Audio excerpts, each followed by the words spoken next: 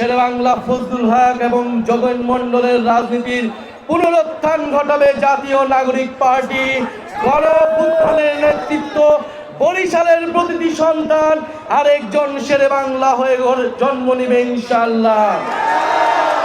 বরিশালবাসীকে জানিয়ে দিতে চাই, আমরা কোনো দলের সহিংসতায় আমরা মেনে নেব না। ইলেকশন কমিশনকে যেভাবে দলীয়করণ করা হয়েছে এই নতুন বাংলাদেশে, গণ অভ্যুত্থানের পরে ইলেকশন কমিশন নিরপেক্ষভাবে কাজ করছে না। খুনি ফ্যাসিস্ট বাহিনীর মার্কাকে ইলেকশন কমিশন এখনো প্রতীক হিসেবে রেখে দিয়েছে। ইলেকশন কমিশনের ইন্টেনশন কিন্তু ভালো নয়। বাংলাদেশের জনগণকে এভাবে বোকা বানানো যাবে না। প্রিয় সংগ্রামী বন্ধুগণ, আগামী ৩রা আগস্ট ঢাকার শহীদ মিনারে আমরা জড়ো হচ্ছি বরিশালবাসীর মানুষের সমস্যা সমাধানের ইশতেহার নিয়ে, সারা বাংলাদেশের মানুষের মুক্তির ইশতেহার নিয়ে, জুলাইয়ের ঘোষণাপত্র এবং সনদের আদায়ের লক্ষ্যে।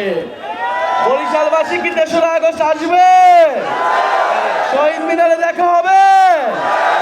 ক্ষমতা না জনতা, ইয়া বসনা সংগ্রাম, দালালি না রাজপথ, গোলামি না আজাদি, দিল্লি না ঢাকা, পিন্ডি না ঢাকা, ক্ষমতা না জনতা, অ্যাকশন টু অ্যাকশন, চাঁদাবাজের বিরুদ্ধে,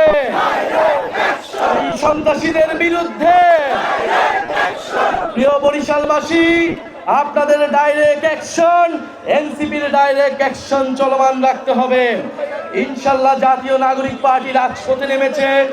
কোনো হুমকি ধামকি বাধা বিপত্তি দিয়ে এই গণজোয়ার থামানো যাবে না। প্রত্যেকটি জেলায় উপজেলায় জাতীয় নাগরিক পার্টি এবং তরুণদের পক্ষে গণজোয়ার তৈরি হয়েছে। এই জোয়ার রুখবে কারো সাধ্য নাই। প্রিয় সংগ্রামী বন্ধুগণ, প্রিয় বরিশালবাসী, প্রিয় বরিশালের ছাত্র তরুণ, প্রিয় বরিশালের নারী সমাজ, আপনাদেরকে শুধু সাহস নিয়ে দাঁড়িয়ে থাকতে হবে।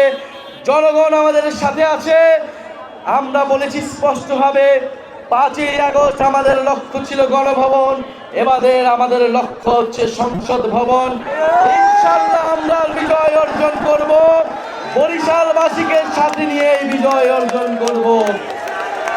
ইনকিলাব ইনকিলাব।